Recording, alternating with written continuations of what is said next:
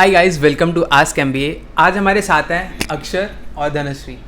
ये हमारे स्टूडेंट्स हैं। आज हम इनसे बात करने वाले हैं कि एक स्टूडेंट के पर्सपेक्टिव से एंट्रेंस एग्ज़ाम की प्रिपरेशन के लिए क्या डाउट्स दिमाग में आते हैं, इनके क्या परेशानी ये लोग फेस करते हैं। तो इस बारे में आज हम इनसे बात करेंगे।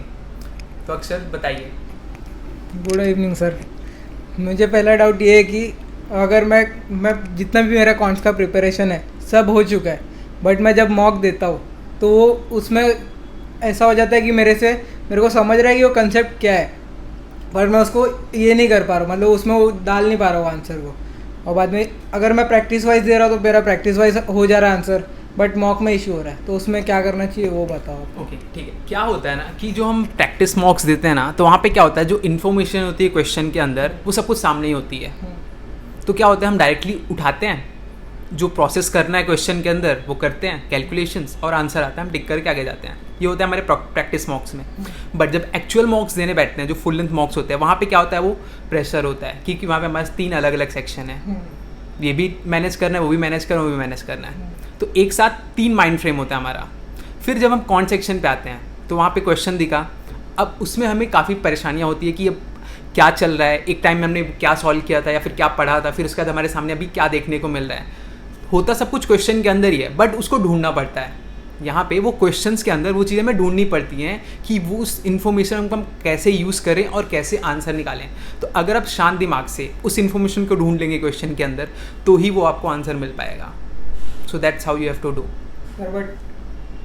बट कभी कभी वो ऐसा होता है कि मैंने आधा आंसर निकाल लिया है, पर उसके आगे वो ये नहीं हो पाता कि वो जाता नहीं एकदम बराबर, फिर बाद में किधर ना किधर इशू आ जाता है और आधे आंसर के बाद हो ही नहीं पाता फिर वो आंसर। तो इस चीज़ के लिए आपको ज़्यादा से ज़्यादा प्रैक्टिस लगेगी, जितना आप प्रैक्टिस कर सकते हैं। और जहाँ तक हो सके, लाइक फॉर एग्जांपल आपने कोई क्वेश्चन सॉल्व किया, काफ़ी हद तक आपने सॉल्व कर लिया, फिर आगे आंसर नहीं समझ में आया क्या करना है, तो आप ऑप्शंस की हेल्प लें।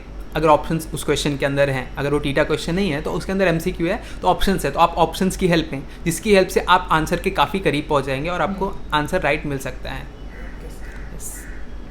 अब धनश्री आप पूछिए, आपके दिमाग में क्या डाउट्स हैं। एक्चुअली था तो कॉन्ट्स का सेम कि मीन्स आता है पर वो इम्प्लीमेंट नहीं कर पाते, बट अभी आपने उसका जवाब दे दिया, सो थोड़े बहुत थॉट्स क्लियर हुए।